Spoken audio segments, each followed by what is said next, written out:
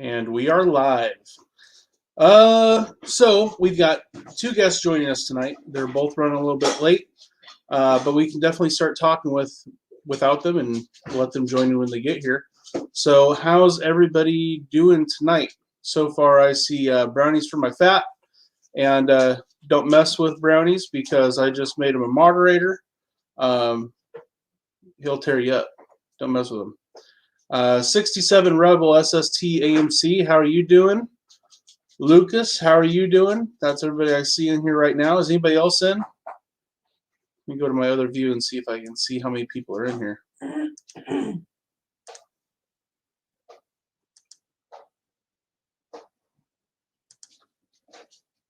Sorry for the dead air. I'm trying. 2 watching. Okay. So not even everybody that I talked to or said hi to.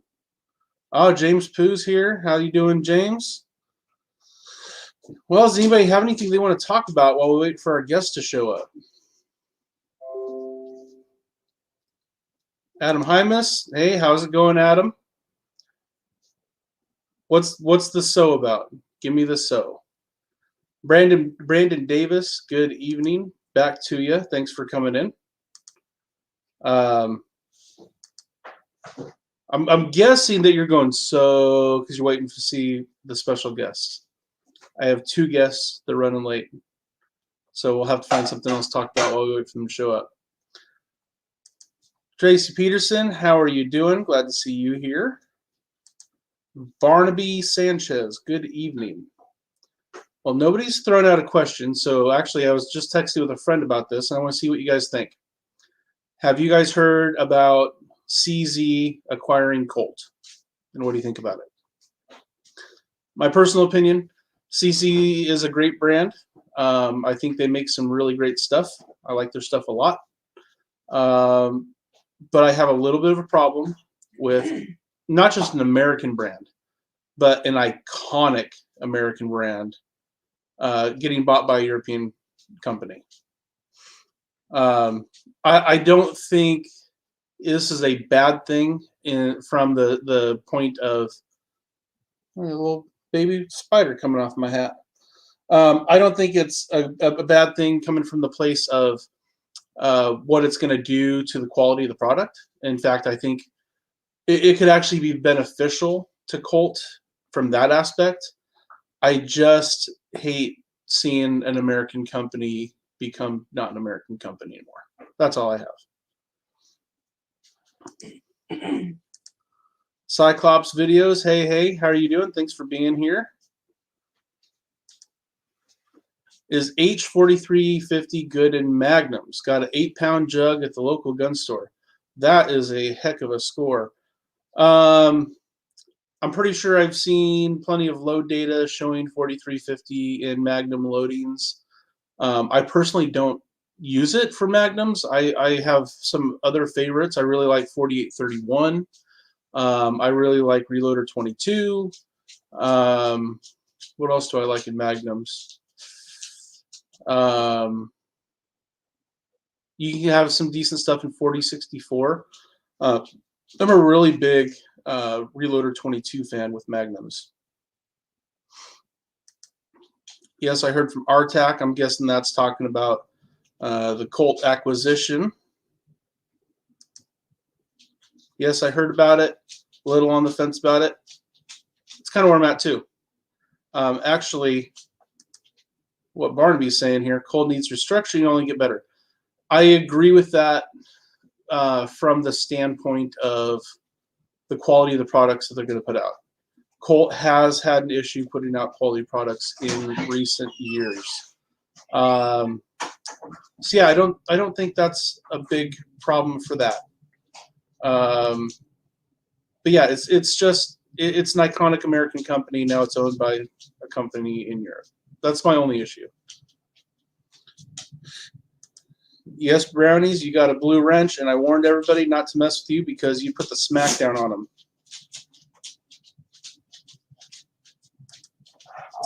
4831 SC is what I use my 7 rem mag. 4831, I use it in 300 Win mag and 338 Win mag. 4831 and 4831 SC, depending on what I can get my hands on. Yeah, nice find on the 4350. They must have sent out a whole bunch of stuff because I actually heard about a lot of people getting their hands on 4350 lately. So they must have sent out just a massive shipment across the country. Adam Hymas says, Colt was a perpetual mess and bled money in management fees. 100%. I agree. I think that there's going to be some good that's going to come from CZ acquiring them. 100%. I just wish it would have been an American company that acquired them, is all. And I'm not even sure who that would be at this point. Yeah, I think we're going to see some better quality control because there has been an issue there. There's been a lot of issues with Colt. That's why they've kind of been on the back burner for a long time. You haven't really seen a whole lot from them. At least it's not China. Absolutely. I couldn't agree with that more. It would definitely be worse if it was China. Please excuse my Bubba Gump cup here.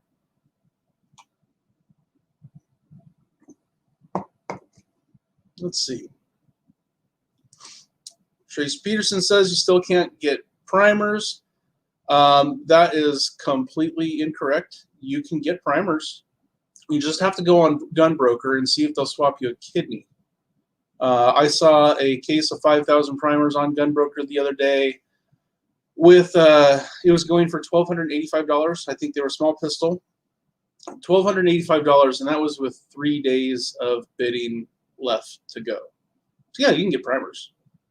You just got to decide how badly you want them. CZ bought Colt. Yes, that is correct, Alaska Andy.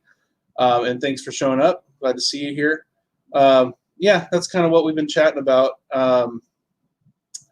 Yeah, I mean, there's from just a production standpoint, I think it's going to be a good thing. From management standpoint, it's going to be a good thing. Once again, it's such an iconic company with such a. I mean, they've been around since the real early days of American firearms, and to see them being bought by a European company is not my favorite thing. But yeah, there'll be good stuff. If only Freedom Group had bought Colt. So Adam, please educate us on Freedom Group. You obviously know more than I do, so tell us about Freedom Group. People are buying blanks to harvest primers. You know, that's not incredibly surprising. I was in a local gun store. What was the guy buying? He was buying. There was some loaded ammo. There was some loaded pistol ammo, and I can't remember what it was. But he was talking about taking it home and taking it apart for the primers. Insane. Not that bad. You're talking about the primers?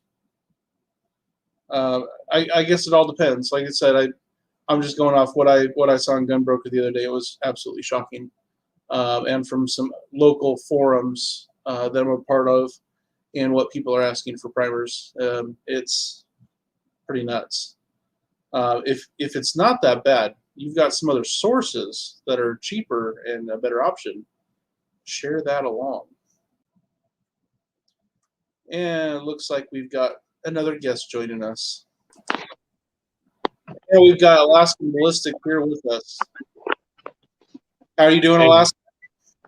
Doing okay. Just got done at the back cracking doctor. Ah, cool. Very nice. Yeah. Back feels good. That's good. James Pooh says, yeah, a lot of power this week popping up. Oh, I think you mean powder.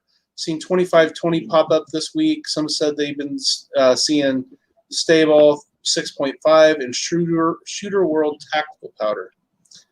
I'm going to be real honest with you. I've never used 2520. So I'm not really sure what it's good for. And I also have never used the Stay Ball 6.5. Any powder is a good thing. I know our last powder crisis caused me to learn about a bunch of primers I wasn't familiar with and develop loads for guns with primers that I probably wouldn't have ever used. And sometimes I was pleasantly surprised by the loads I got out of powder I wouldn't have bought previously. And then other stuff worked terribly. So, you know. All right. So I asked Adam to educate us on Freedom Group.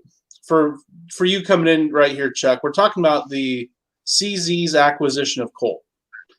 And how it's, my opinion is that it might be a good thing from production and from management.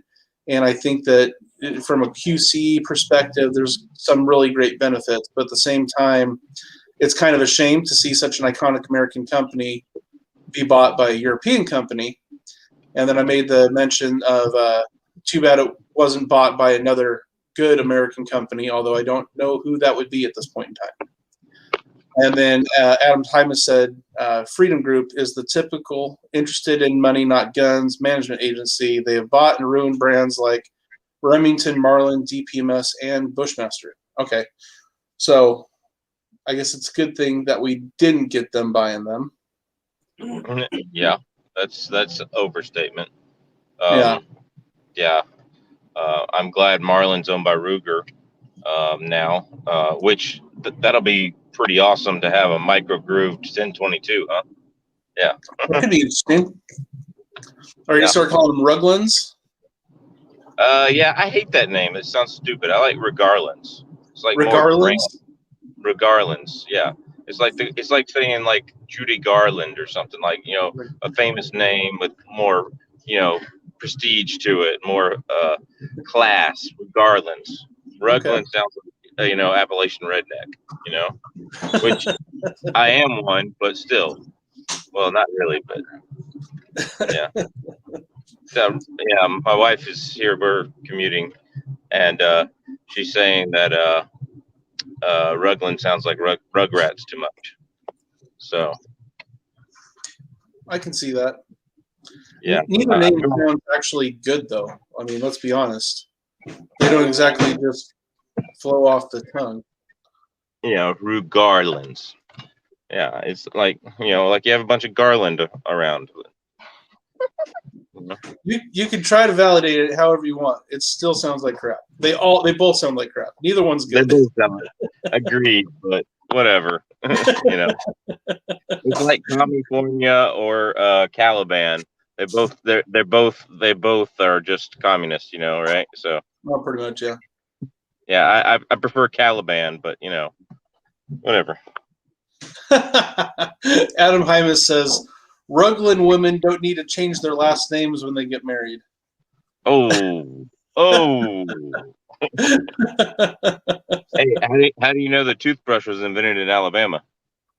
Because if it had been invented anywhere else, they'd call it a teeth brush. That's correct. That is correct. Hey, we have towns in Oregon where we make that joke about them. Yeah, I understand that. And they're probably the nicest places once you get there, The ones that we make the joke about, it's lots of times it's kind of like a defunct mill town. Because Oregon used to, our main industry was timber. And the spotted owl changed that dramatically.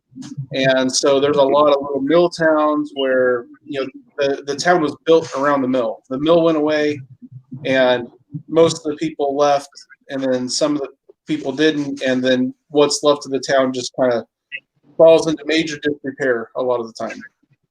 Yeah. You see that across the country. We have lots of them. Yep. Because we don't hardly ever cut the woods down in Oregon anymore, which is why we had such terrible wildfires this last season. Because not only do we not cut it, we don't manage it. We leave too much dead timber or tinder laying on the forest floor.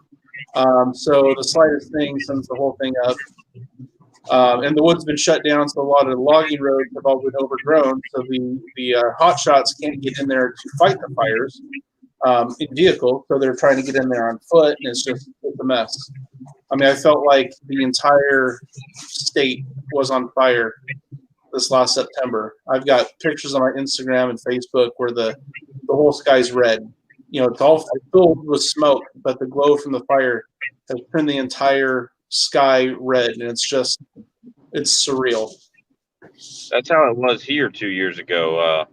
We were flying out on our honeymoon over to Hawaii, and we were flying out over the Kenai Peninsula. And with the fires here a couple of years ago, it was bad. Like you could see it from the airplane. Like it was bad too. It was pretty bad as far as like I couldn't fish the Russian River, but one day 2 years ago, I could fish it one day, and then the smoke got too bad, and the smoke was even bad where I was fishing over in Seward, and the fishing wasn't that bad though. I was able to get fish, but well, I mean that's a good thing. At least didn't screw up the fishing. Yeah, it didn't screw up the fishing. I'm surprised that when I was on the Russian, we didn't even see any bears. That's like where the most chance you'll see a bear at, right? And Yeah. I was surprised because the fire was pushing them all away from the Russian. They knew better, you know. So there's that. Trying to see if I can find it to show it to you, because it was pretty unreal. And it got pretty close to where I live. We were pretty safe because we're kind of down in the valley, and fires don't really like to spread downhill all that much. And then between us and where the fires were happening were a lot of wide open farm fields, so there wasn't really much in the way of fuel to make that jump across the farmland. But it was still scary. Yeah. So this is the picture I put on my Facebook. Let's see if this will show up. Oh, whoa, everything's backwards. That was looking out my front door. That's pretty terrible. Yeah, I would say that's pretty bad. You can't see any sky, and that wasn't even when it was at its absolute worst. Yeah, it got pretty bad. A lot of great areas that I hunted in my youth don't exist anymore. You know, the trees weren't necessarily burnt to the ground, but they were burnt till dead. And so we've got, you know, basically anybody that could run a saw was getting hired to go up there and cut all that standing dead wood. And you can't do anything with it. Mills won't take it. There's absolutely no timber value in burnt wood, which is weird to me. It's just like the bark, you know. But for some reason it doesn't work. But I put a comment up from Pat, Real Man of Genius, saying hello to everybody. It's been just sitting there idle for a couple minutes, but I want to say hello to Pat. Thanks for showing up. Real Man of Genius. Today's you for tactical lever action. Yeah. Well, yeah, we'll touch on that in a minute. So it's not going to be tactical, but I bought a lever action today. Mr. Tactical lever action. Oh, I gotta play this one out in my head if you don't mind, though. Like you buy the coolest looking guns in hopes that they won't be banned. No 10-round magazine here. You know, whatever, something like that. Yeah, it's working. It's a working project. Progress. Right. Yeah. Yeah, I think that might be a good make fun of Pat video. What do you think? You in on that one? Yeah, sure. I'm good with it. Whoa! Hey now, let's see. Can y'all see that? I can't because I'm driving. But is that a Henry? It's a Henry. Henry Big Boy 357 Magnum. Oh, I got to turn that off. That's terrible. All right, there we go. Yeah, bought a Henry Big Boy 357 Magnum today. So we gotta wait for it to get shipped from Florida. It's absolutely insane. Yesterday, I was bidding on Gunbroker on a timber long slide target 10 millimeter. I want one really bad. And, you know, before the pandemic, those were running like 1,050 ish. They were $9.99 here. What was that? They were $9.99 here. I was looking at it myself. So I scoured the internet looking for one because I really wanted one. And I mean, I scoured, and I found one on Gunbroker that was on auction. And my wife's sitting too close for me to say where I stopped bidding. But I did stop, and it ended up going up to $1,525. Not worth it. No. I mean, you might as well buy a Dan Wesson in that price range. Well, yeah. Yep. But I really wanted the Kimber long slide target 10 millimeter. It's so pretty. So pretty. Yeah, they were a nice gun. I've heard too many horror stories about Kimber. They only come with one magazine, all this other stuff. It's like break-in periods and stuff like that. And I would just be like, if I'm buying a 1911, it's just not going to be a Kimber anymore. And like you had that video with the Micro 9, like, and you just hear it with somebody might get a stainless 2 or whatever, and it works great, and another person might get one and it's a total dump, Yep. So absolutely. That's the problem with them. Kimber is quality. So I'll tell you the Micro 9. I haven't made a follow-up video yet. But we have it scheduled, and the turnaround time was incredibly fast, and there's no problems now. And I'll show it in the video. Yeah, it maybe came out bad, but at least they made it right, and they made it right quickly. So I'll give them that. But we're going to get off topic for just a second. I've got another guest. You guys can't see him, but I can. And I'm going to bring him in. And if y'all don't know who he is, it's Mr. Hooty Hoo, the hardest working man on the internet. What's happening? What's happening, Adam? How you doing? I'm good. How you doing? I'm doing pretty good. Glad to see you here. Thanks for showing up. I appreciate it. Good to see y'all. I don't look at myself in the mirror much, and I'm feeling kind of silly because I just shaved my beard, so it's weird looking at myself. I'm all scruffy. I've been working some crazy hours this week. Alaskan Ballistics. Alaskan Ballistics. What's up, Adam? Pat Real Man of Genius in here, but he got flooded with teenagers. Said it was going to be utter chaos on his end, and I said I understand. So, Adam, we just kind of go off of whatever people want to ask us. We've been talking about CZ's acquisition of Colt. I don't know if you've heard about that. You probably have. I did not. Yep. So CZ now owns Colt. We kind of shared some opinions about that. What do you think about that? I don't have a clue about that.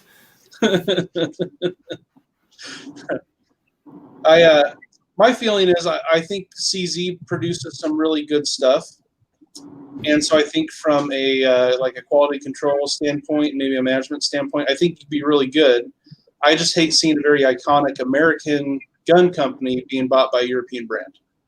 That is my only thing I don't like about it. Well, to be fair, though, is it CZ or is it CZ USA that bought them? So. Well, but even if it's CZ USA, its parent company is still in the Czech Republic. Am I right? You're right, but still, if it's CZ USA that did the acquisition, it's still technically an American company that did the acquisition. And with CZ USA producing so much good quality stuff built here, I mean, they're the Toyota model, right? Yeah. Toyotas are the most American-made car you can buy, right? And I mean, except for like a few models, they're all made here, except for their transmissions. That yeah. But it's the same. CZ does the same thing. They produce a lot of good guns, and they bought up other brands like Dan Wesson and now Colt, and I think one other, if I'm not mistaken. And they're going to really start producing stuff here.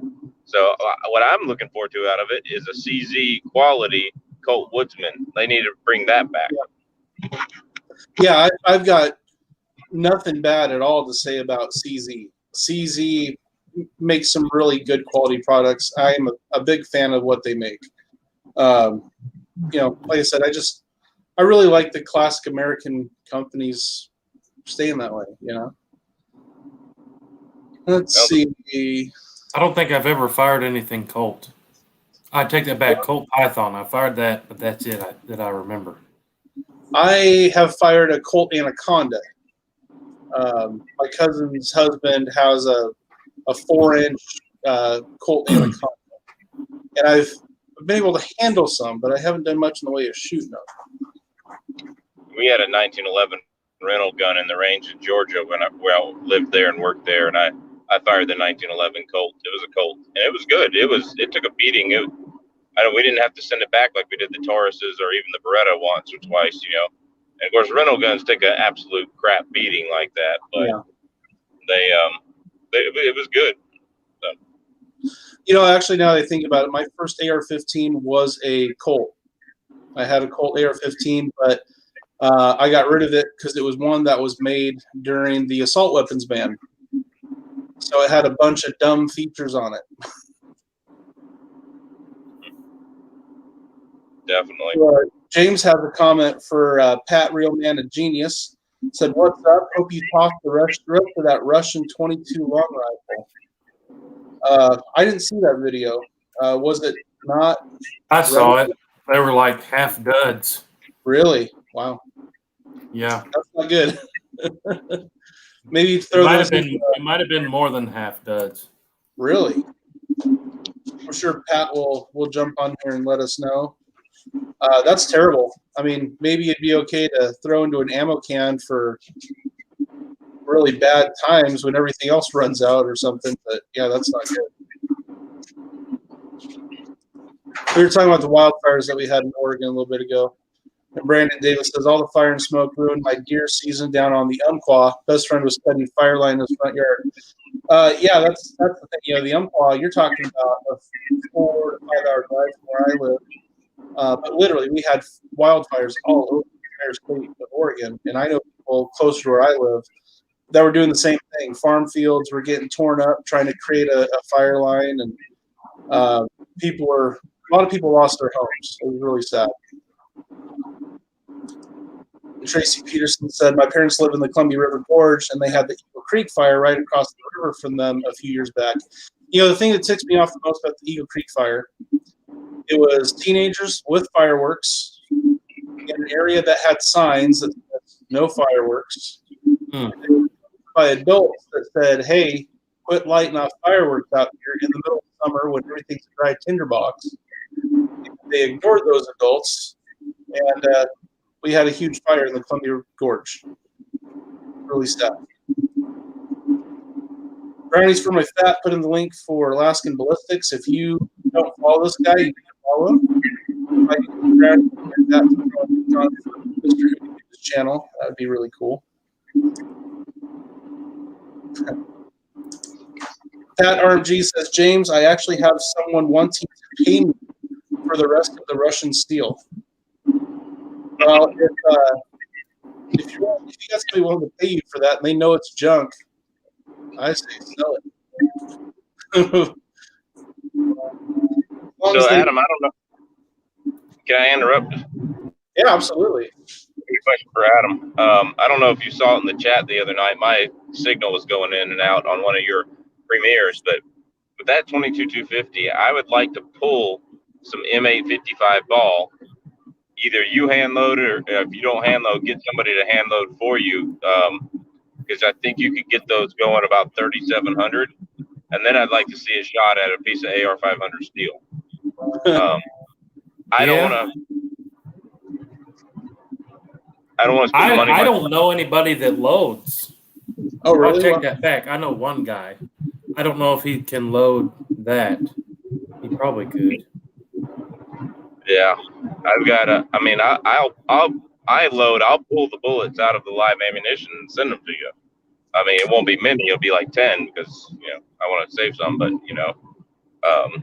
or 15 or something like that. But it'd be fun to see how fast that thing would absolutely go, and see if that would actually do any damage. And I've burned holes through AR-500, I think 1/4 inch or 3/8 maybe, just with deer hunting ammo with that thing. So they could probably go through some pretty thick stuff. I'd imagine so. It'd be fun to see. I don't know if Pat Real Man of Genius will load them up for you, he's in Tennessee. So Yeah, he loads. I don't know if he loads 22 250, but he loads. So I'm kind of curious, Adam. I got to ask you a question. I was watching your video last week of you making s'mores with the Dragon's Breath cartridges. So Yeah. for everybody watching, if you're not familiar with Dragon's Breath, they quote them as a 3-second or something like that flamethrower for your 12 gauge shotgun. I don't know how it works. I just know I loaded it and it shoots fire stuff. I've seen them advertise them trying to say it's like a 3-second flamethrower, but it's not really like a flamethrower. It just shoots a wad of burning chemicals, I'm assuming. Yeah. And in Adam's video, he decides to make s'mores with the Dragon's Breath cartridge and shoots it, and he puts a s'more together, and the marshmallows like charcoal on the outside. The whole time I was watching you getting ready to eat it, I go, he's not really going to eat it, is he? Is he going to eat it? Oh my God, he ate it! Did that thing taste like chemical? I was surprised it worked. No, I mean it tasted fine, but it tasted normal. Yeah. Okay. I was just envisioning like burning chemicals, like scorching the outside of this thing, and like, oh, that can't be safe. You got to do crazy stuff for the videos, man. You do. I got a kick out of it, but at the same time, I was kind of cringing, going, "Oh, don't eat it! Don't eat it!" I had the thought not to eat it, but I did it anyways. Well, thank you for putting yourself on the line for the enjoyment of your viewers. I don't know what's in it. A lot of people said magnesium. I don't know if it's magnesium or not. I've never messed with them. I've just seen them on videos, So we know how Adam passes away now. It's from eating tainted s'mores. I love it. I love all the different things you've done with the Dragon's Breath cartridges. That's been a fun kind of series you've been doing there. 30 years from now, the cancer doctor is going to be like, "How'd you get magnesium-based cancer?" Well, it's one time I ate a s'more. And that stuff is pretty dangerous too. Like every time I've shot it, it has literally started a fire, and we've had to put it out. Well, there was fire in that one. Was it the graham crackers or was it the marshmallows that were burning? A little bit of everything. But every single time I've shot one of those, it's started the yard on fire and had to put it out. I remember on one of the other ones, I don't know if it was when you were making toast or I remember seeing some fire back behind there. Yeah. Do you think a grizzly bear would stop with that Dragon's Breath? I don't know. I would probably say no, but I don't know. I don't know anything about grizzly bears. I'd be afraid that you might just really tick them off. Well, the problem is apparently it starts a lot of fires. You probably burn the whole forest around here. I mean, a nice summer spruce forest or nice springtime, late April spruce forest around here when the snow's melted and we haven't had the rainy season yet and there's nothing growing on the trees. There's bears out looking for the first sign of food. Yeah, that'd be a good way to burn the whole forest down here. Like you said, crazy's playing with fireworks, right? Yeah. Yeah. Yep. Yeah, unfortunately. So it would be fun to have like some type of explosive round though to like just go in there and blow up in a bear, but or like that. I don't know if you ever seen the video. I think they call it the 959 JDJ or something like that. I don't know if you ever seen that video floating around on YouTube. It's been for quite a while. It's a full 1-inch bullet, and they said the rounds cost like $40 a piece to shoot. And the prototype rifle weighed like 92 pounds to handle the recoil, but they found it wasn't enough. Whoa. I can't remember. It's 9 something. I want to say it's like 959 or something like that. So it's just huge. oh yeah, I know what you're talking about. Then the 959. You see the guys getting ready to shoot it, and they're taking like several different layers of foam and sticking them between their shoulder and the buttstock, and it's still just, throwing them back a ways. Pretty insane. Lucas Baum has got a comment, said the Kimbers are not bad guns. Kimber makes very pretty guns, and the ones that work really well. But they do have some quality control issues. They have a high failure rate, but at the same time, they seem to be willing to fix those issues on a pretty quick basis. I might have to argue with that. I've heard several horror stories of people buying Kimbers and calling customer service and not having, and customer service, well, did you try the break-in period, or it's your fault you used the wrong ammo. I've heard,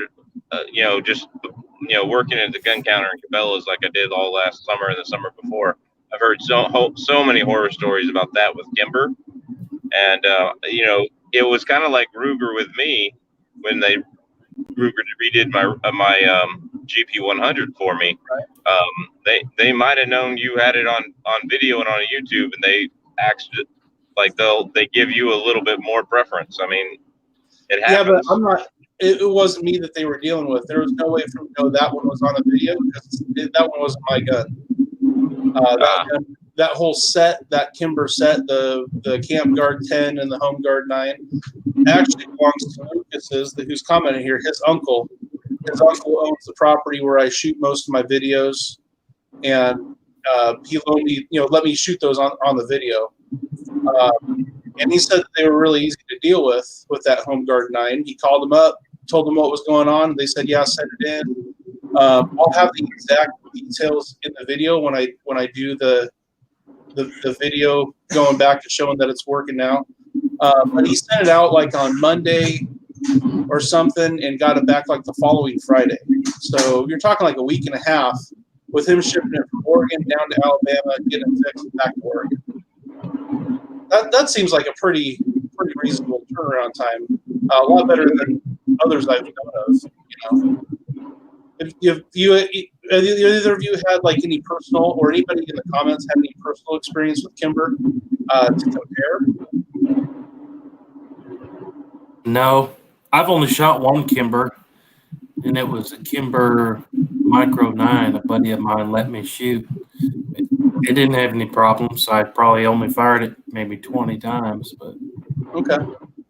Now the Micro 9 and my buddy's Home Guard 9 are essentially the exact same pistol. The Home Guard 9, it's basically like a limited edition, and really the only difference is it's a two-tone gun with just a different name, but it's still basically the same Micro 9. And what was happening with it, I don't know if you saw that video or not, but you'd pull the trigger and the hammer would drop and it wouldn't go off. And then I'd pull the hammer back again, and usually it would go off the second time. But there was times where I'd have to drop the hammer on like 3 or 4 times. And some of the light primer strikes, just dropping the hammer once, pull it out of the chamber, and it was such a light primer strike. I mean, it wasn't even like a dent. It was almost like a little smudge spot. I mean, that's about as light a primer strike as you could get, So it was weird. But his Home Guard or his Camp Guard 10, which is a full size 10mm, that thing runs like a champ. It's a kick to shoot, which what made me want to buy the long slide target version, but it just can't be had right now. Like, for one, from what I understand, they're not back in production, so they haven't produced the guns since March. When they're in Yonkers, New York, and Yonkers, New York, well, all of New York went on an absolute shutdown, and they basically said, "All right, that's enough. It's time for us to move." And they're still in the process of getting moved, all their production moved to Alabama. And from what I understand, they're not back in production yet. But apparently, at least the repair area is in Alabama, because that's where my buddy ended up shipping his gun to get fixed with Alabama. So they're at least part of the way there, Adam Hyman says a bearded man has something to hide. I don't know what that means. I know a lot of guys with beards that I don't think have anything to hide. I think I'm pretty ugly. I need the beard to make me better. do what? I'm pretty ugly. I need the beard to make me better. We appreciate you having the beard, Chuck. We do. I might need like most people, conservatives hate wearing these little face mask things, right? But All most right. people appreciate it when I wear a face mask, even when there's not a pandemic, you know. That's hilarious. Well, Hey, and I'm sorry. Go ahead. What was that? I was just gonna say, talking about sending things in for repair. Everybody talks trash about Taurus. I sent a Taurus in for repair, and it was back on my doorstep in 7 days, working perfect. Wow, So, that's quick. maybe that was 1 in a million, but everybody wants to talk trash to me about Taurus and their customer service. But my only experience with their customer service, they fixed it, and I had it in 7 days. I've never had any personal dealings with Taurus. Have you, Chuck? I've seen so many guns fail that I've never bought a Taurus. Even when a Patreon member offered to buy me a Taurus, I turned it down. That's just how I feel about them personally. But if Adam's had a good experience about it, that's good for Adam. Like I'm happy for you, but I'll personally never own one. I'm a Taurus trash talker, but I'm not going to talk trash to you saying your gun is bad. I'm just going to say in general, I would not use it for defensive purposes, you know, especially the revolvers. My issue with the revolvers is working in the gun counter, especially the Taurus Judge, but it was also in the Tracker and a few others. Their cylinders would not lock. I could sit there and spin the cylinder for 30, 45 seconds before it would lock after closing it. And it was gun after gun after gun. It wasn't, especially, and this is like this past summer. This is not like Taurus 20 years ago when they did make absolute crap all the time. Interesting. So, like, yeah, it was at least 5 or 6 guns. Like, if I went to the counter right now and there was a Taurus Judge there, I'd bet money it would happen. Like, it was, like, I don't know if it was that year's run or whatever. But like, there are just times you close it. Now, if you slammed it shut and like you're not supposed to, if you did the little, hand thing and it slammed shut like you weren't supposed to, it would lock. But if you just closed it, it would sit there and spin. All right, and it, like, it would feel like it's locked and everything. Like there was, you'd have to use the button to get it back open and everything. Weird. But it is what it is. So. But no, I'm happy that you had a good experience with Taurus. I've heard other things like, but there are some people out there that's good.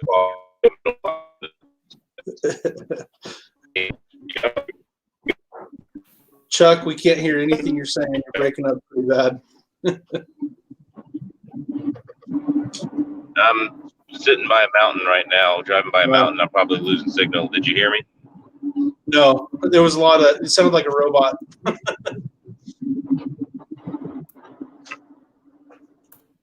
Okay, well, I'll get back on when I have Wi-Fi. All right, sounds good, man. I have not personally dealt with Taurus customer service. I had a long time ago. I had an old Taurus PT-111, and I didn't care for it, and I got rid of it. And then my nephew bought a Taurus 22 revolver, and it shot really accurately. We really enjoyed shooting it. But then one day he went to unlock the cylinder, and as he pushed the cylinder latch forward, it fell off. And what we found was, he brought it over to me to show it to me, and the screw that goes through the cylinder latch button, what it went into was plastic, and that plastic had absolutely wallered out. Now, he did get it fixed really quickly, And as far as I know, it hasn't happened again. But everything I've heard is that they keep getting better and better. These were old things. That Taurus TX22, I got to buy one of those now. I had so much fun with that. When I shot the video with that, I was like, man, this thing's a kick in the pants. I was having a great time with it. And they're cheap. Yeah, I saw that video. Cheap. I've shot 2 different ones of those. Yeah. I've never owned one, but both of them I shot. I loved it. Good trigger. Mm-hmm. We did stupid shots like shooting 22 LR shells. I mean, very accurate. So, I mean, did you see my video? Yeah. You watched it. So, I wish I could have done a little more precise stuff, but the rear sight from the factory was like all the way over to one side. So I was having to do some pretty severe Kentucky windage. But considering that's what I was having to do, I was still thrilled with the shots I was making. And I at one point I said, you know what, I said I'm not going to change the sights because it's not my gun. But then I decided, you know what, I am going to sight this thing in. But I didn't have a screwdriver with me that was skinny enough because the holes that those flathead screws in, it's super tiny. Like you almost would have to have, like one of the eyeglass repair kit screwdrivers to get in there. But yeah, I mean, having to use Kentucky windage and all that, it was still crazy accurate. I was thrilled with it. I really kind of want to get one, especially considering the price point. And it's funny is my buddy that I borrowed that from, he goes, well, the trigger's really good, but it shoots terrible. I can't hit anything with it. Like, well, did you ever try shooting it on paper? No, I just took it out back and kind of messed around with it. Well, if he would have shot on paper, he'd realize the reason he couldn't hit anything with it is because it was shooting so stinking far to the left, But I think he now realizes that and has probably made some fixes on that. But Tracy Peterson says, my Micro 9's been 100% reliable so far. Had a buddy with the Micro in 380 that was horrible, would only shoot premium ammo. And when he called, they said it was not designed to shoot cheap ammo. That would bother me. I think any gun that I buy should be able to shoot any ammo. Yeah, that's all I shoot is cheap ammo for the most part. Mostly what I shoot is reloaded ammo because I don't even want to pay the price for cheap ammo. I want to make my own, and especially like with pistol, most of what I shoot is cast because I get free lead from the gun club I'm a member of. I can go out there and dig it out of the berm or dig it out of the pistol traps. Nice. So free's a good price. It just takes a little bit of my time to process the lead, and then I had to buy molds and all that, but it makes my shooting so cheap. I'm shooting for the cost of powder and primer, and primers are crazy right now, but normally that's pretty darn cheap shooting. Adam Hymas says, Dan Wesson 1911s are built super tight, but not well checked for function. Mine had major feeding problems until I loosened up the barrel bushing fit. That's interesting to know. I have messed with Dan Wesson revolvers. I've never messed with a Dan Wesson 1911. Have you had any experience with that? No? I've only ever even seen one Dan Wesson, I think. Oh, really? And it was a revolver. And I didn't even shoot it. Customer service gives flack if you don't struggle through the 500-round break-in, too. I wasn't there when my buddy was on the phone with him about his Home Guard 9, but I know he didn't have 500 rounds through it. I don't know if he told him he did, maybe. I don't know. But I know he didn't have 500 rounds through that gun.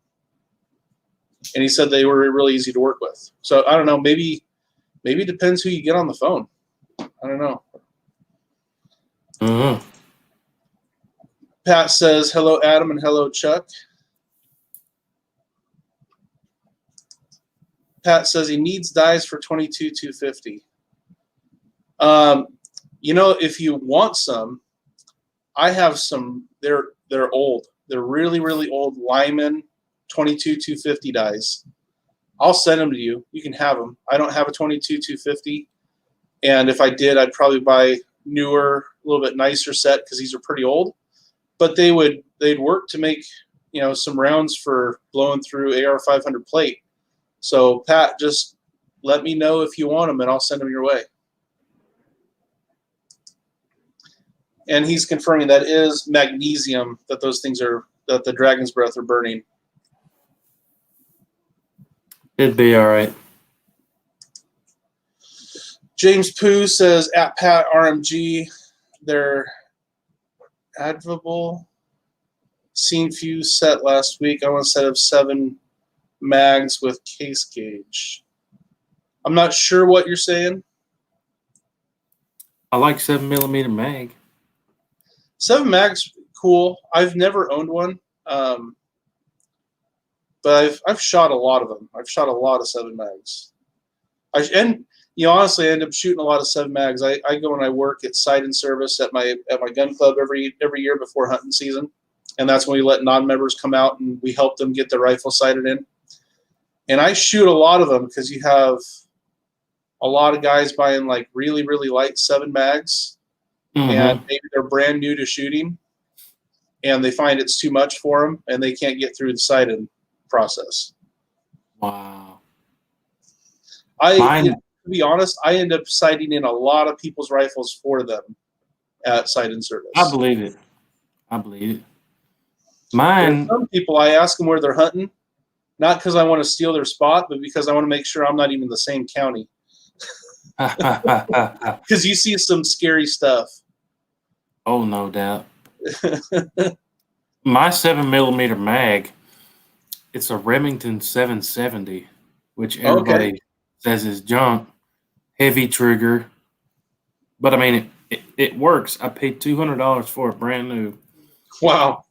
And I bought it just to prove that I could shoot that gun at 1,000 yards. $200 gun. $200 gun at 1,000 yards. We took it to the range, and sure enough, we filmed that video shooting that $200 gun at 1,000 yards. I don't think I've seen that video. I might have to go look for it. That's fun. What grain do you like shooting in that? I couldn't even tell you. I think the ammo, the Norma stuff I have is like 165 grain. Okay. I think. When you can get your hands on it, Norma makes some really good ammo. Yeah. We've never talked before, so I don't think you know, but my oldest daughter is a NCAA Division I college rifle shooter at the University of Memphis. And when she was in high school shooting, I bought a lot of that Norma TAC 22 ammunition. Yeah. And granted, she's got a really expensive rifle, but in her rifle, when we put a tuner on it and we were tweaking the tuner to find what setting it liked, she was shooting with they're not open sights, they're metallic sights, but there's still no magnification. And she was shooting it off the bench, because we're not trying to test her, we're testing just the ammo. Mm-hmm. And she shot a 10-shot group that you could take an empty 22 brass and stick it in the hole and turn the paper upside down, and the brass would just from friction not fall out of the paper. Wow. That's at 50 feet. So that Norma TAC 22 ammo is great, and I have a lot of rounds of it. I stocked up more than I needed to because now she's in college and her coach pays for all her ammo. So I've got a lot of that stuff to play with. I just bought some of that. It's great. My video that came out today, I was shooting that stuff. It is great stuff. Have you shot it on paper? Well, so I just bought the ammo and then a brand new gun I just got. And I shot it at 100 yards iron sights. So I got like the last try, I got like a 5-shot group within 2 inches. But that's iron sights at 100 yards. Oh, yeah. Well, if you put a scope on that gun and shoot off a bench, I think you're going to be rather surprised how great. And I saw that was going to be a premiere tonight, wasn't it? Yeah. That was with that CZ rifle. I haven't seen it. I plan to go and watch it. But I'm betting between the quality and the accuracy that the CZ rifles are known for and how good I know that ammunition is, I think if you put a scope on that thing, you're going to be really pleasantly surprised with how well it shoots. Yeah, I got to get some rings for it. Oh. I don't have any rings in the city. What was that? I just said I don't have any rings to fit it. I got some coming in the mail. Oh, okay. Yeah, the CZs, they sure make nice rifles. I like those a lot. Never owned one, but I've shot a few. So we were talking about that big crazy rifle, and Tracy Peterson says, I think it's 959 JDJ. Yep, that's it. Yep. And then Brownies for My Fat says, uses cut down 20 millimeter brass. That would surprise me. It is so stinking fat. The rounds don't look like they're very long. They look like they're probably this long, but they're this big around. And it's a straight wall, and I mean, it's insane. It's absolutely insane.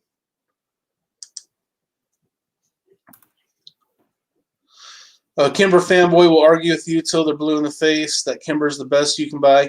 Honestly, when it comes to fanboys, whatever their preference is, they can be that way, no matter what the brand is. Especially the 6.5 Creedmoor fanboys. Good Lord. Yeah, those guys are no good. So Chuck and I have this ongoing thing. He loves 6.5 Creedmoors, and I give him a hard time about it because I'm not a big 6.5 Creedmoor fan.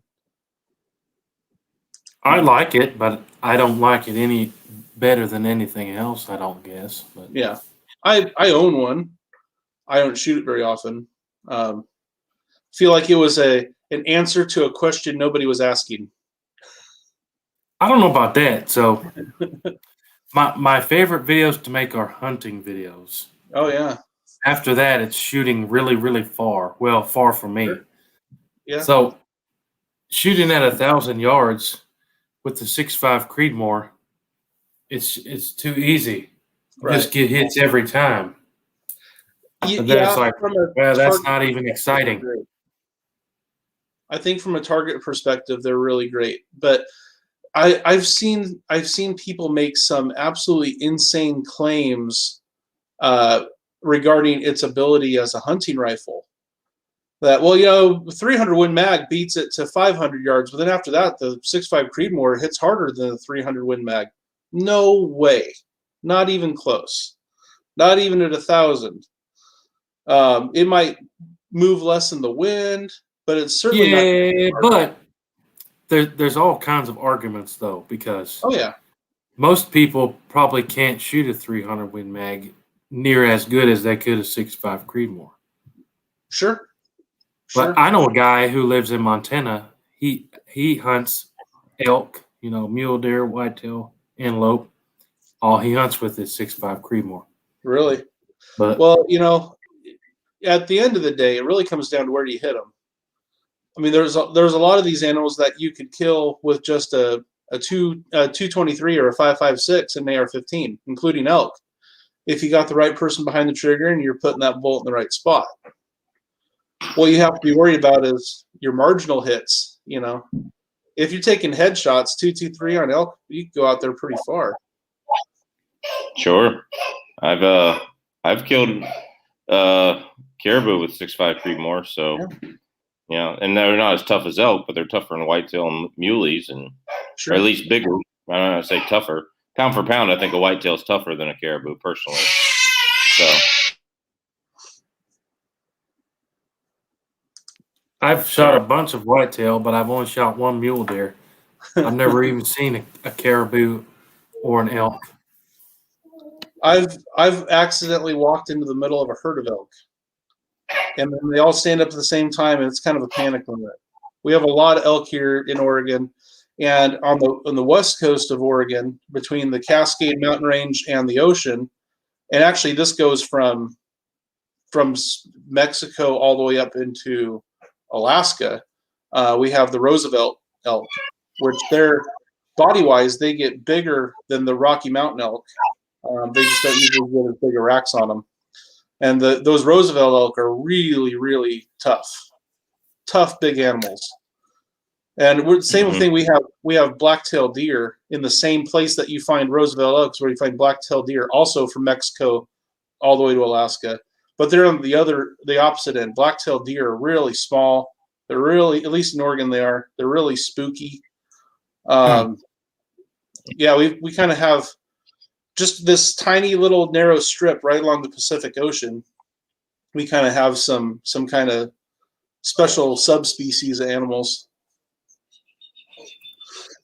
Adam Hymas says the smaller a 1911 gets, the more problems it'll have. I can understand that. I could see that. It really is true with just about any gun. Just about the more you have it, the more you shrink it. You change slide speeds and you have the timing of it. And so you have to have different weight springs. Sorry, my little 8-month-old is in the background here, so that's all right. Yeah, he's got a lot to say today. But yeah, that's really true about just about any gun. If you shrink it, I'm sure. I mean, the P365 is a good example. They shrunk. I mean, it's not a shrunken P320. It's not, but it's similar concept. They shrunk it down and it had problems when it first came out. 67.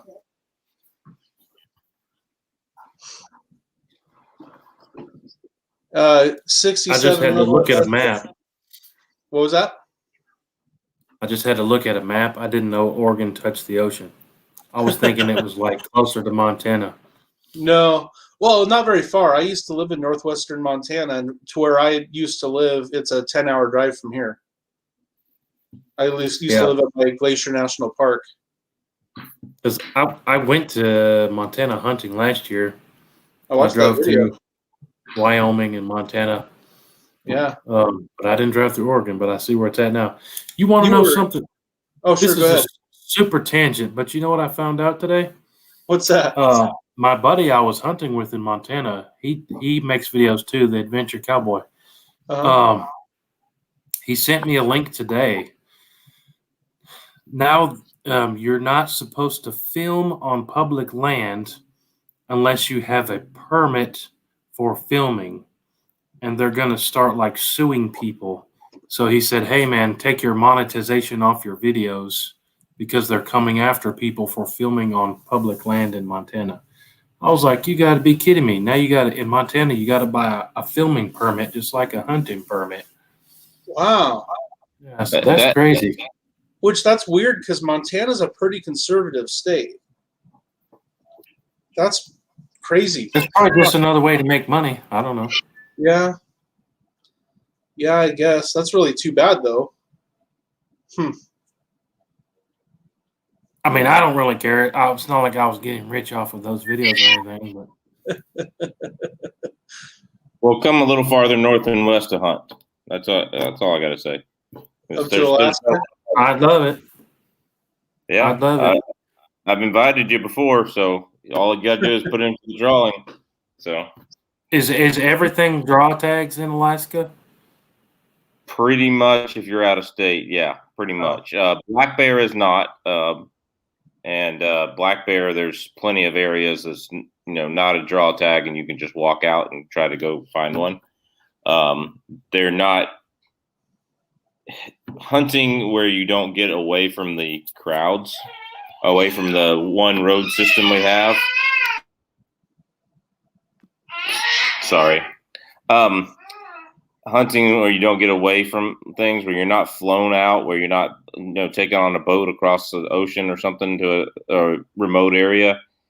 It's hit or miss. I mean, like I've seen one bear that I could have shot where I was not in, one black bear where I was not in one of those areas, where I was actually really close to Anchorage in an illegal area to hunt, and I saw one and I couldn't get on it in time.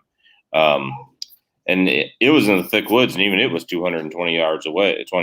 So you have to be pretty good with your rifle as well. But as far as black bear are concerned, now caribou is mostly a draw unless you want to go hunt like up in the Hall Road area where the ice road truckers are. You want to go way up there, which in the summer is not bad. That's a 10, 12, 13, 14-hour drive from here minimum. Wow. We make 10-hour drives and don't even leave our state, right? The Hall Road is interesting because to hunt with a rifle, you have to. There's a 5-mile archery only boundary along the Hall Road, and so in order to hunt with a rifle, you got to get out there 5 miles. Wow. Yeah. So I'm thinking about doing the getting dropped off by an airplane and pack rafting back down to my car type hunt off of there sometime, because as a non-resident, you would get one bull caribou. All right. And there might be some moose and stuff and you can draw in there too, but you could get one bull caribou, and I think that's over the counter, right? As a resident, I can get 5 caribou a day there. Jeez. So 5 caribou a day? 5 caribou a day. There's those herds literally are, the herd I normally hunt is measured in the 40,000 animals in the area I hunt. That herd's measured in the 400,000 or 500,000 animals. So, there's more caribou in that herd than there are people in Alaska by a couple 100,000. Well, maybe that's not true, but yeah, you know what I'm trying to say. So, but the cool thing is if I get 5 a day, if I get 2, the trip's over. It's too much to process and everything. But if I were to fly out, get dropped off, that's just to get dropped off. It's $2 or $3 grand. Just get dropped off, get picked up. I was gonna get dropped off and float back.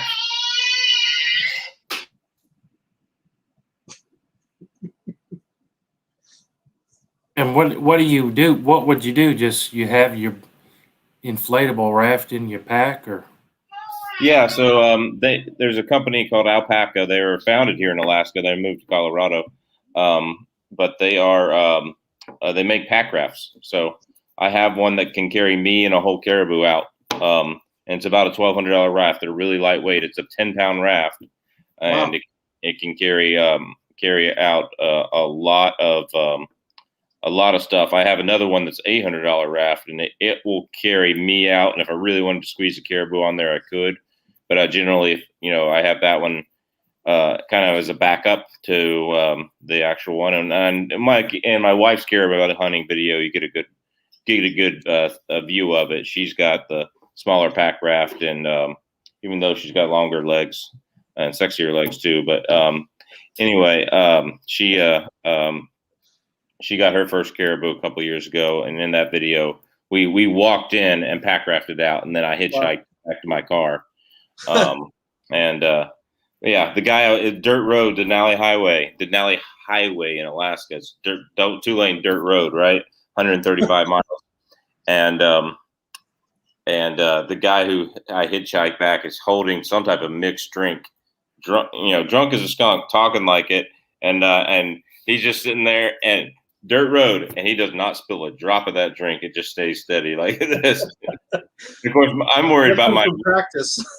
Yeah, I'm worried about now I'm sitting here going, I'm a little worried about my wife with all his camp buddies that are camping right there, and she's unpacking our calf.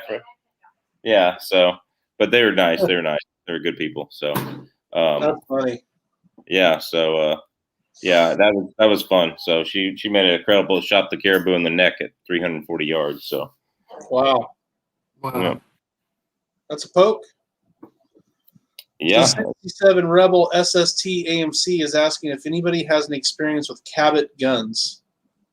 I think I've heard the name, but I don't know anything about them. Absolutely not. Do what? Too rich for my blood. Oh, are they high end? Yeah, I'm pretty sure. Oh, okay. So looking them up now. Well, 67 Rebel, I guess you got to go to a live stream of some higher end shooters. Yeah, I don't know anything about them. I never heard of it. Eric says 300 Win Mag, no problem. 7mm, no problem. That 338 Win Mag, Hooty who told me to buy, thumps my shoulder pretty good. Well, I'll tell you what. Oh, come on, man. I bought mine. I have the exact same gun that Hooty who has. I bought mine through Kentucky Gun Company. You got it too. You did too? Yeah. They sell it's Mammoth Arms is the name of the muzzle brake that costs $75. And I haven't shot mine without it. I bought it the same time I bought my gun, and actually received it in the mail first because that was able to come straight to my house. And I've had a lot of people that shoot is that the Cabot guns? Yeah, custom 1911. Oh yeah, $4,000. That's too rich for my blood. Yeah. But yeah, I have let several guys that I know that shoot a lot of big calibers shoot that 338 with that muzzle brake on it, and they're like, "Man, that's the softest shooting 338 we've ever shot." So that muzzle brake for $75, it's very, very, very effective. I might need to get it on mine because I traded that one for Chook, and it has a Wild West Guns, that famous shop that had their TV show here. Oh, yeah. Yeah, it has a Wild West Guns muzzle brake on it, and I trade and a limb saver, and I'm done after about 12 to 15 shots. Really? Depending on the load, yeah. Like it doesn't bother me. Like some certain loads, like the 185 grain GMX or even the 220 grain ELDX, don't bother me. Well, of course, the ELDX just flattens like a penny out of that thing, but it doesn't bother me at all. But and that's a wood stock heavy. It's not like it's as light as your TC Compass 2 or whatever. That TC Compass is light. Yeah. It'd be something I wouldn't have any problem packing around the woods all day long at all. How bad is the recoil without that muzzle brake, Adam? I've never shot mine without it. I've never shot one with it, so it recoils pretty bad. My my little bench rest setup, bent the bolt on the back end of it, like the little I don't know what you call it, the heel on the stock. I always put up against the back of the rest, and it has a screw there where you can adjust the up and down of the back. Really? It bent that rear bolt just. Wow. But, it doesn't kick that bad, but interesting. Yeah, I should probably take it off and try it without it, just out of curiosity. You should do I'm telling you, it is so tame with that muzzle brake. You should do a video on just the muzzle brake and just on and off and see how bad it kicks. How much is it? Just do your little GoPro in your slow motion on the side. You'll do fine. That's a good idea. I should do that. Yeah. Mine looks like it's almost. Oh, sorry. Go ahead. What was that? Mine almost looks like it's permanently welded. But I shot Chook's 338 the other day, and he was bragging about this is such a cool gun. It's such a project gun that needs so much work. I'd never buy it, But it kicked like a mule. Is that Mauser? Yeah, that Mauser. Mm-hmm. Kimber Mauser or whatever. Kimber Rebarrel Mauser. Brownies for my fat is asking, can I get the guest channel name so I can plug in the link? It's who_TEE_who.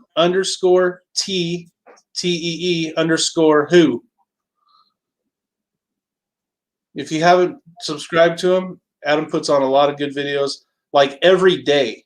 Anytime he comes up, I always refer to him as the hardest working man on YouTube because I've never seen anybody put up so much content. It's unreal. I don't know if it's good, but I put up a ton of videos. You put up a ton of videos, man. I like them. I get a kick out of them. I like your stuff. Brandon Davis says, Hooty Hoo, when can we see and then skips down there, the 243 at 1,000 yards? Sorry, fat fingers. It's on the list. It's on the list. Okay. That's my goal, is to shoot like every caliber at 1,000 yards with a video. But that's cool. The problem is I only have like 2 scopes that are any good. So I hate taking scopes off a gun. Oh, me too. And that's that much more ammo you got to burn sighting in the next one, and then you got to put a different scope on that one and sight that in. Yep, you're absolutely right. Have you ever thought about bringing a block of ballistics gel out at 1,000 yards and seeing if you could get a hit on that, see what the bullet does? I need to.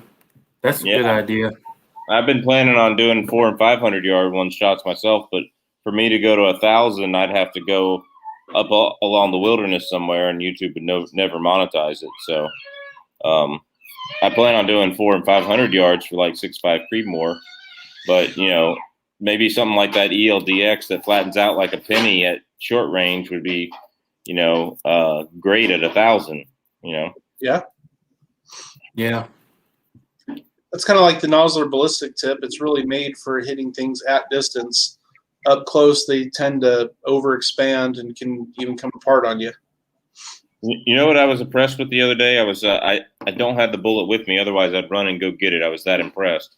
It fell out of my pocket while we were testing. It's the Federal Terminal Ascent.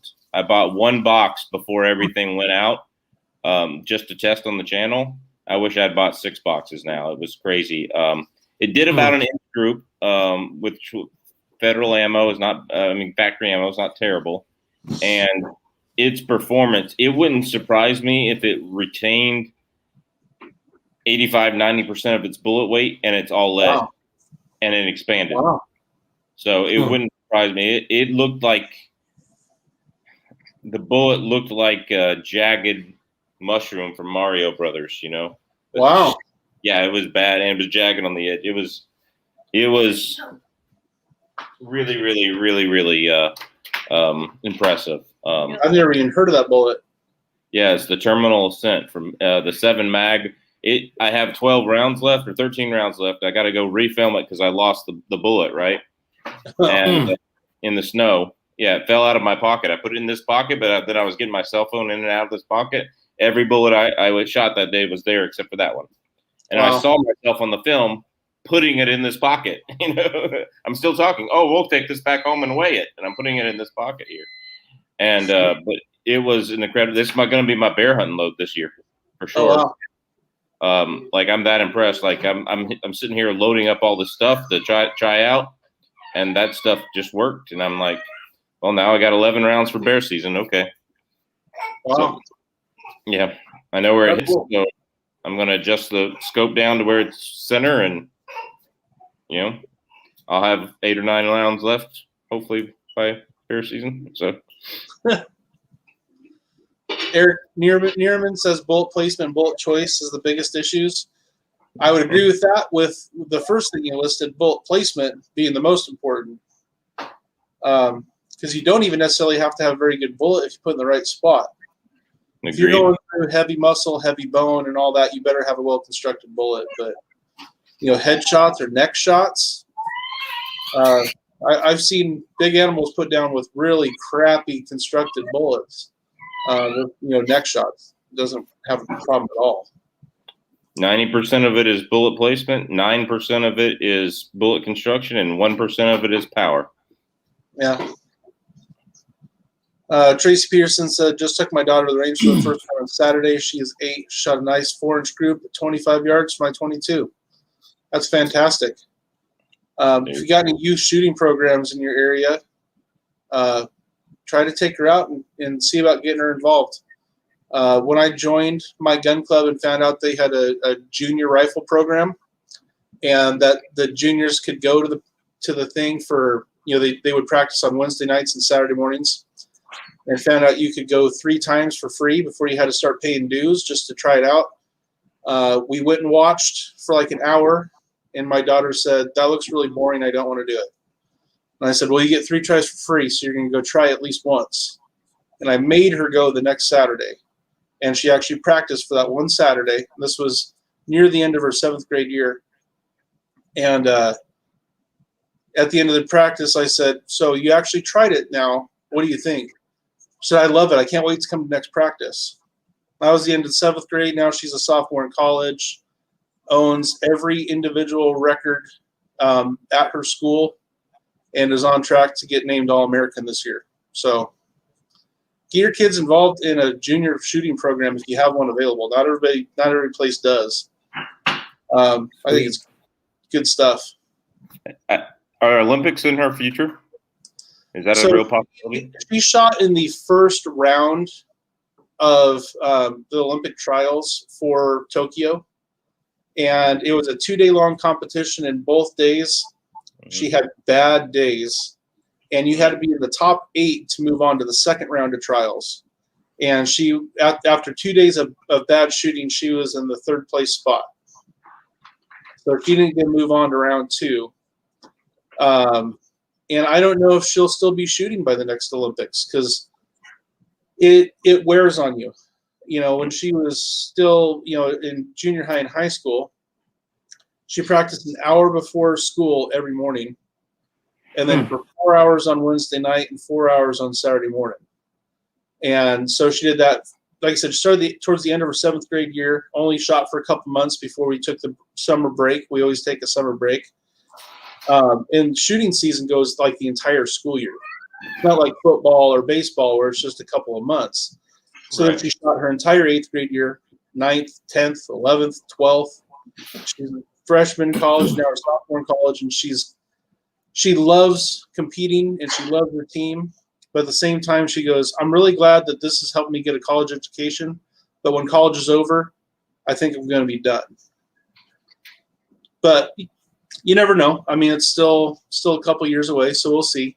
I mean, the next Olympics will be a year after she graduates college. And I said, that's one of those things that if you get that opportunity, it might be worth giving up one more year. I mean, it'd literally be one more year after you graduate when the next Olympics would be. Just, keep that in the back of your mind. You could go be a resident athlete and train at the Olympic Training Center for 1 year after college and maybe get your shot at the actual Olympics, and then you call it a day and start your boring life of having a career like the rest of us. So we'll see. You never know. There's a very, very, very high percentage of high-level college shooters who do not pursue a post-college shooting career, even the really high-level ones, because it's such a demanding sport. By the time they're done with college, they're burnt out. She practices a minimum of 3 hours, 5 days a week at her college. So it's a lot. It's very, very demanding. And try and do that and be a full-time college student and take off to go to matches, almost every weekend. And then, lots of times if they have to drive a long ways, they might have to leave on Friday. So they miss part of their classes. So they have to make those up. So it's just a lot,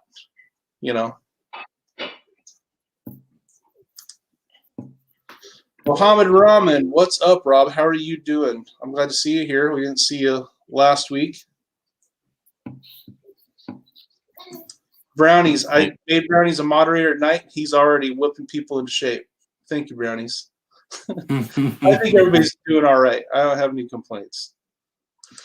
Muhammad wants to know best home defense weapon. I got to think about it. What do you think? What do you guys think? I mean, it's debatable, but double stack 45 and a 12 gauge. That's pretty much what I say. And a AR-15. I mean, all three of them ready to party if need be. But yeah. What do you think, Chuck? I can't disagree with anything there. I have AR-15 first, simply because I've got expanding bullets. You don't have to worry about going through multiple walls if you hit your target, right? So that's the biggest thing there. And the same thing's true with a 45. Of course, I have non-expandable 10 millimeter, really handy because I live out in the country now. It wouldn't be unfeasible for a bear to be in the yard or something like that, with the dogs or the kid in the yard at the same time, or a big old mama moose, probably more dangerous than a bear. And it's not inconceivable that a bear would come in the house if you had the window open and cooking salmon or something. I actually have a guy at my church. I'm meaning to sit down and do a video on this because he was a cop at the time. He wasn't that big into guns. He used his Glock 27 with 9 shots of 180 grain spear gold dot to take down a black bear in his hallway. So, it's not inconceivable. So I keep a 10 millimeter with hard cast close by for that.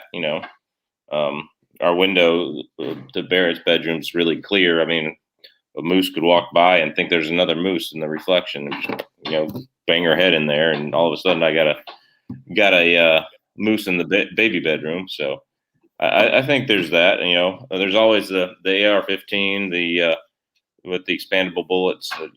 12 gauge, you can't go wrong with that. It's what I like about home protection for 12 gauge is, people that just want a home protection gun that don't want to go out and become skilled or practiced, they go practice 3 or 4 times a year on static targets. They're going to be fine. Whereas, a handgun, you got to get used to not dropping, not dropping the shot. You got to used to how to brace the recoil properly and all that kind of stuff. And, or not move the gun with the recoil and bracing for it. And, a rifle, you've got to learn how to sight it in. You got to learn how to clean it extensively and all that kind of stuff. And you should clean shotguns extensively too. Don't get me wrong. But, for the beginner, there's nothing wrong with a 12 gauge. And right now I'd say go 20 gauge, because around here inside the house, 20 gauge will do anything a 12 gauge will do as far as human beings are concerned. And around here, there's a whole heck of a lot more 20 gauge ammo available, especially slugs and buckshot. Yeah. So. Yeah, I think all the things that both of you have said are very valid. I have a lot of guns, and I don't have small kids in my house. My youngest child's 17. So because of the fact that I don't really worry about small kids and I have a lot of guns, I have guns kind of stashed throughout the house. Mm-hmm. So I guess pretty much whatever I'm closest to at the time, I can make work. If I could have one, it's tough. Yeah, I don't know. I'd have to really think about it, honestly, if I had to have one.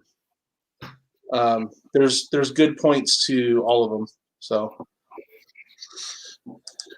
Reese Dub says, put up a GoFundMe for a Barrett M82. Well, that would not work. When we were looking to get my daughter a 22 competition rifle, her first one, I set up a GoFundMe for friends and family to help out. And it lasted for a day before they took it out because they found out how to do with guns. And they said, no way. Yeah. Yep. So it ended up just being a year. I had a few family members that chipped in some cash. And other than that, it was a year of scrimping and saving and like no extra money for anything. We were just stuffing away cash because those competition guns are very, very, very expensive. Eric Neerman says, yes, slow-mo 338 video. All right, you guys want it? I'll do it. I'll do it with and without. We'll see how it goes. I guess you want me to hurt myself is what you want. That's fine. You got a good orthopedic surgeon for your shoulder. No big deal. I tell you what, I was really impressed.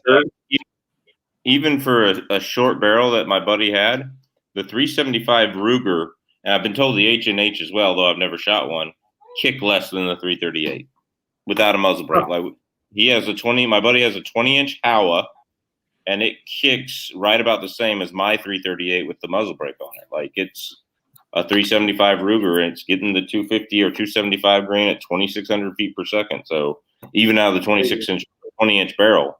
So it's a nice little, brush gun type setup. And we're planning a brown bear up along the Denali Highway for interior brown bears with it. So yeah, that'd probably be a great one for brown bear. And Adam Hymas has to throw in there 338 Win Mag is the next logical step above the 6.5 Creedmoor. I think he's kind of trolling us a little bit there. Well, I haven't calculated the bullet drop for the 338 Win Mag yet. Yeah. But I've got a good scope on it. I want to shoot that one at 1,000 yards. Oh, yeah. I know it'll do it, but I couldn't tell you the bullet drop. Yeah, I couldn't either. Well, there's a lot of cool calculators out there. Yeah, what's cool about the 338 Win Mag is some of those bullets that are high BC bullets for the 338 Lapua, you can safely use and hand load. And so, like the Barnes LRX has a lot of the 265 grain stuff, whereas you won't find any, or even the 285 grain stuff. There's stuff out there, and yeah, they're not going all that fast. But as far as the high BC is concerned, the 265 and the 250 don't actually get that much difference in their velocity when you handle it. Yeah, and so I'd have to look at it right now, but you could actually get some nice BC out of the 375 or the 338 caliber, and should be able to wind drift and all that stuff. Should be good. Yeah, I've shot the 338 Lapua at 1,000. That's a piece of cake. And I think the Norma match, I think those are 300 grain bullets. The Win Mag bullets, I can't remember what they are. What do you think it's easier to hit with at 1,000? Your Creedmoor or the Lapua? 6.5 Creedmoor. Consistently. Okay. Me. Yeah. Because 6.5 Creedmoor, you can stay in the scope and watch the bullet hit. Yeah. No, that's very true. With my 338 Lapua, it's a Savage 110. It's pretty light. I mean, the thing just, and then you got to have your spotter tell you if you hit because you can't stay on the scope. Wow. Do you have a muzzle brake on that? Yeah. And that's with the muzzle brake. Crazy. Yeah, it's that Hunter 110 long range Hunter model, and it's got a nice muzzle brake that comes on it, a 3-chamber huge brake, and it's still gonna. I mean, physics are physics. It's still gonna kick you. Yeah. Mohammed Rahman, what do you guys think of Terran tactical weapons? They're crazy expensive, but I guess you can sell them when you got John Wick doing your advertisement. I don't have any personal views because I've never handled them. I just know they're really expensive. I don't know anything about it. Terran Tactical, it's a training facility down in Southern California, and that's where a lot of celebrities go and do like firearms training in preparation for movies. And if you've ever seen clips floating around of Keanu Reeves doing like 3-gun stuff, that's where it's at, is at Terran Tactical. Yeah, I've seen those clips, and I've seen people have told me about John Wick. I've never seen any of those movies. If you like a shoot 'em up movie and you're not too worried about like story, they're great. Well, and I'm that weird guy where I don't have TV, but we have like Netflix and Hulu. Sure. But they never put those on the free streaming, so Yeah. I'd never seen them. No, they're too They popular. want you to pay for them. Yeah. They'll probably come out eventually when they've gotten a little bit older, But yeah, they're great movies. If, like I said, if you just like a shoot 'em up and you're a dog lover, it's kind of weapons handling in them. What was that? The weapons handling in them is actually good. It's not like 1980. Yeah, not like 1988 Navy SEALs or anything like that. Right. Charlie Sheen or whatever. It's it's actually there's never a hip fire. The grips are good. The magazine transitions are there in the movie instead of just keep firing. Reloads. Yeah, they actually do reloads, and they do them well too. Right. Yeah, they look legit. They don't have a pistol that they shoot like 100 rounds and it just keeps going, and they never have to put a new magazine in. They keep it pretty realistic in a way. I mean, it's still pretty fantastical, but they're good. They're good. Or have the scope on backwards. Davina Clark says Hooty Hoo needs to reload stuff for his test videos. Have you ever thought about getting into reloading at all? Nah. Someday. Adam Hymas says, yeah, they're very pricey. Wait for Black Friday. 6.5 300 Weatherby Magnum has very little kick. I was wondering about the 7 mag Weatherby or some other 7 Ultra Mag. The 6.5 300 Weatherby is the loudest gun I've ever heard. Like hands down. Unreal loud. I have no experience with 7 mag Weatherby or 7 Ultra Mag. What about you guys? Nope. No. I just know with any 3 of them that he mentioned, your barrel life is kaput. Yeah, your barrel life is kaput. So, I mean, the 6.5 300 Weatherby cartridge, Wildcat cartridge. What are you talking? 400 rounds a barrel, 700 rounds a barrel on a good. I don't know. a really high quality barrel before that throat moves too much to where it's, yeah, no. Yeah, they're all going to suffer from pretty poor barrel life. All right, we got one more question, and then we're completely caught up with the comments. So then maybe we'll go around and talk about what we have coming up. And then I think we've gone a little bit over an hour and a half, so I think it's a pretty good time to end it. And the question is from Brandon Davis to you, Adam: 7M Mod 8 or 308?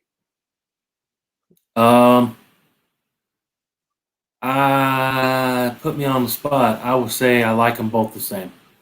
So. Okay. Before all this ammo crazy, right? I probably would have told you 308 because I could go buy a bunch of steel case 308 and just shoot it all day. Sure. But now I probably like them the same. I've shot deer with both of them, and they both worked on the deer. Yeah. So I like them the same. A year ago I was bigger the better, 300 Win Mag, 338 Lapua, 50 BMG. Let's just shoot the biggest guns. Now I'm kind of liking the low recoil. I like the 7mm 08. I like the 25-06, the 22-250. So that being said, maybe I changed my mind and I'll say 7mm 08 by a little bit. By a little bit. What about you, Chuck? I really like the 22-250 and 25-06 now. Oh yeah, those are both great calibers. And they've been around for a really long time.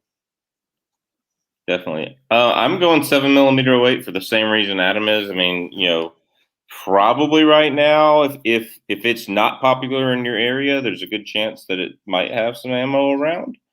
I've got hand loading stuff going on for it, and just finished some loads for my son's little cheap Ruger American with the bent Ruger American stocks. Half their crappy factory stocks are bent, and it touching the stock at 2 degrees, it still shot an inch. So I got a hand load going that I'm and those are the ones I was telling you about. I pulled the 7mm 08 Fort Scott Tui bullets, and I just stuck Barnes bullets back on top of the factory powder charge.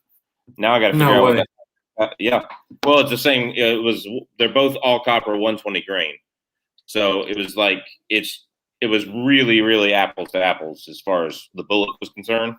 And so I just stuck it back on there, and I didn't seat it all the way deep in there. I seated it deep enough to fit in the magazine where it would run in through the chamber, so that it would be close to the lands of the rifling, and that's where you get your best accuracy.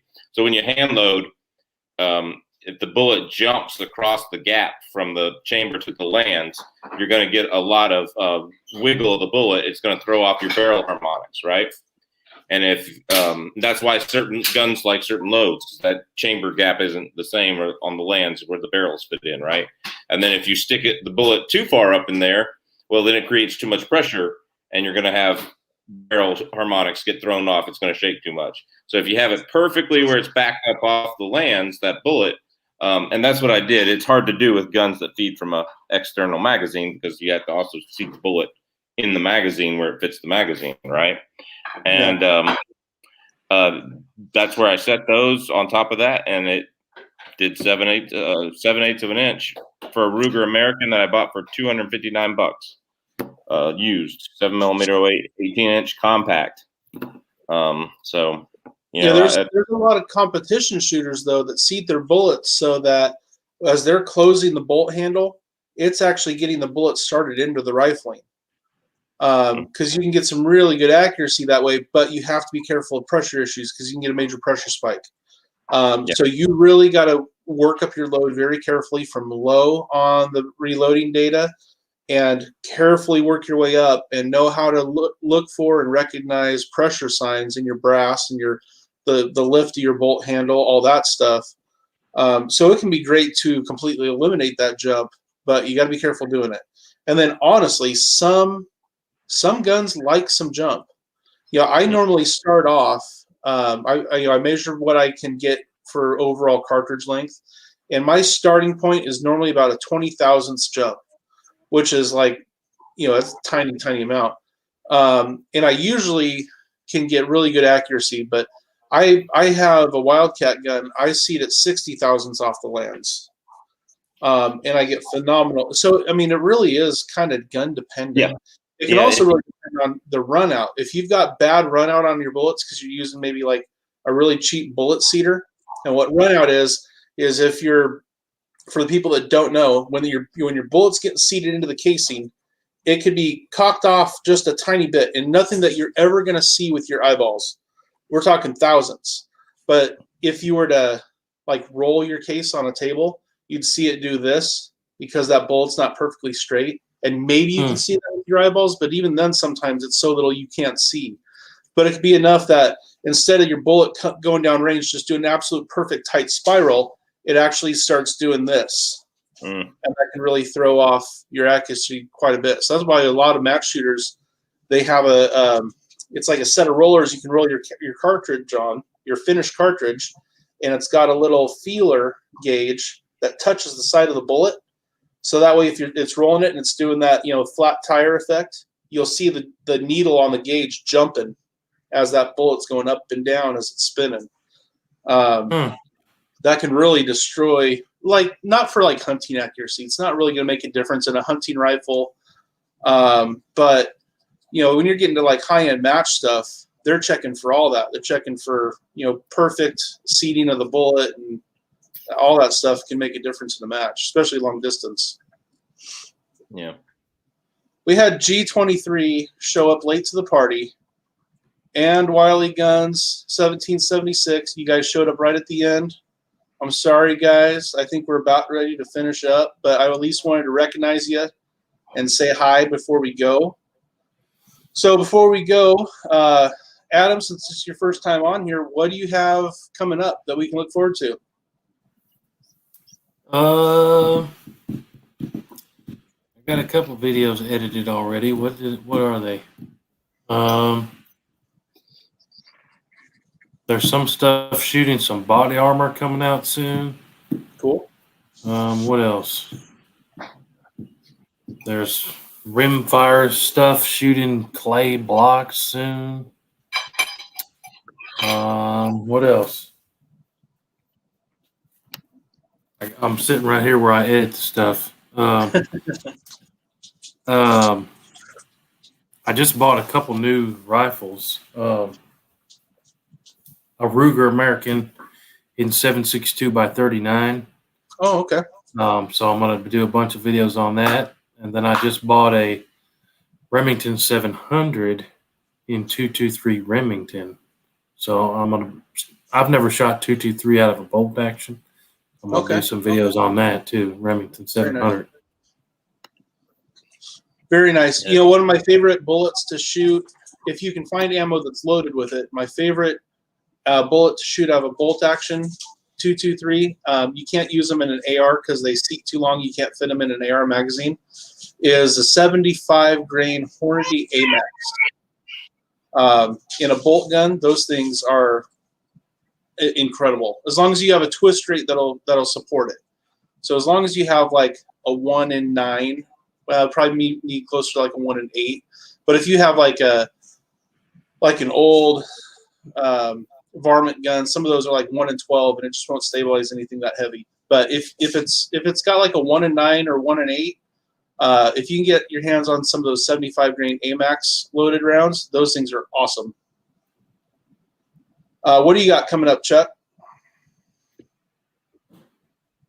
I've got some 223 versus 300 blackout. As far as deer hunting ammo, using the Winchester deer season. Okay. I've got this coming week. I've got 7mm Remington Magnum with the 120 grain tipped TSX, flying at like 3,600 feet per second grain. Wow. And I loaded those for fun. They were going to be my 7mm 08 bullets for the youth gun, and I loaded them for fun, and they shot less than half an inch. And I'm like, well, crap! Now I got to think about using a 120 grain for moose and bear. But they're really good constructed bullets, so I'm not worried about that. But and then I've got some the Fort Scott 2E ammo. Is it a good bear load? Because this is a solid copper bullet. And because I bought 3 boxes each because it's all I could find, and sad to say that I'll spoil this one. No, it's not a good bear load. It wouldn't be a deep penetrating load. It wouldn't go through a dinner plate door. So, yeah, Wow. it does what it says it does through water jugs or ballistic shell. But once you put something hard in front of it, I'm not too happy with the TUI loads. So, but I did chronograph it since you can't find any chronograph data for it anywhere. So here's that. At least out of my guns, So, so 44 and 357 Magnum, and that's all I got about in the editor right now. I've got other gun videos I got to edit. I got to find a piece of ceramic body armor to see if that 7 mag stuff will go through it. So I have some stuff that I've shot that haven't been edited yet, but I have some other stuff I actually want to go out and shoot the videos for and actually upload them intermixed with some of the stuff I've already filmed. Two I'm really I'm excited for all my videos, but two that I'm really looking forward to is I'm going to revisit the 270 versus 6.5 Creedmoor. I'm going to do a video with that Kimber Home Guard, micro 9mm, and see how it performs after coming back from repair, and see, is it what it should have been from the beginning. And then one I'm probably the most excited for, because it's my favorite bolt gun I own. And I've had it in videos, but I haven't featured it in a video. But I got some comments when I did my Thanksgiving episode. I was using my 204 Ruger, and people made some comments about how it was just making things explode because of how incredibly high speed it is. So I haven't done a destruction, blow stuff up video in a while. So we're gonna, I've done it with 50 Beowulf, and I've done it a couple times with 500 Magnum. So now we're gonna do it with my smallest centerfire caliber, the 204 Ruger, to show how much explosive energy it has from that just sheer speed. And I'm actually taking a play from Adam's book.